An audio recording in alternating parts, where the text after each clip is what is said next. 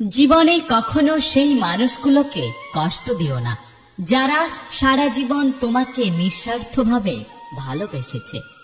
জীবনে কখনো সেই মানুষটাকে ঠকিও না যে নিজের জীবনের সুখ চাওয়া পাওয়াগুলোকে ত্যাগ করে তোমার জীবনের চাওয়া পাওয়াগুলোকে নিজের করে নিয়েছে।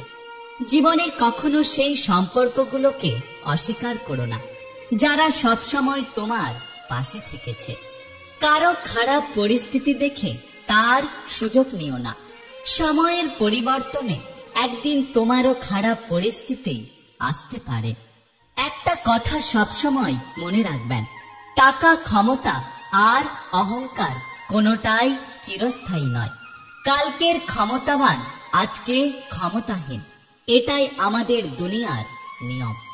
অহংকার যার ভেতরে থাকে সে কখনো নিজের ভুল দেখতে পায় না আর অন্যের মধ্যে কোনো ভালো গুণ দেখতে চায় না।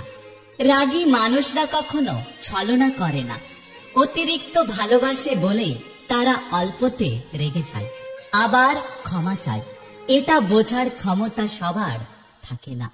পুরুষের কণ্ঠ শুনে যে নারী বুঝবে তার মন ভালো নেই, পুরুষের মুখ দেখে যে নারী বুঝবে তার কোনো একটা কঠিন সমস্যা হয়েছে, সেই নারী হলো আসলে প্রকৃত প্রেমিকা হওয়ার যোগ্য।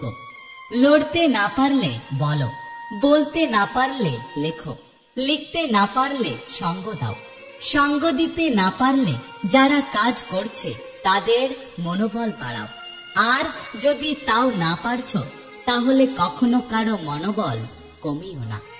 জীবনে এগিয়ে যাও, তবে অন্যকে তুচ্ছ করে নয়। সময়কে কাজে লাগাও, তবে অসৎ কাজে নয়। জীবনে উন্নতি করো, তবে কখনো কারোর সাথে প্রতারণা নয়। জীবনে আনন্দ উপভোগ করো, কিন্তু কখনো কাউকে দুঃখ দিয়ে নয়। জীবনে অনেক খুশি থাকো, কিন্তু কখনো কারোর চোখে জল ছড়িয়ে নয়। পৃথিবীতে যদি কঠিন বলে কিছু থাকে তাহলে সেটা হলো মানুষ চেনা। জীবনে ভুল মানুষের সাথে চলার চেয়ে জীবনে একা একা চলা অনেক ভালো। যেখানে দেখবেন আপনার সবচেয়ে বেশি অবদান আছে, একদিন সেখানেই আপনার কোনো চিহ্ন থাকবে না। শরীর স্পর্শ করার সুযোগ পেয়েও যে পুরুষ আপনার কপাল বেছে নেয় সে নিঃসন্দেহে আপনার প্রেমিক হওয়ার যোগ্যতা রাখে। যেসব মেয়েগুলো বলে আমি আমার বাবার সম্মানের জন্য ছেলেটাকে ছেড়ে দিয়েছি, তাদেরকে আমি শুধু একটা কথা বলতে চাই, নিজে কারো অভ্যাস হয়ে দাঁড়ানোর আগে নিজের বাবার সম্মানের কথাটা ভাবা উচিত। কোনো মায়ের প্রাণের ছেলেকে পাগল করে দিয়ে নয়।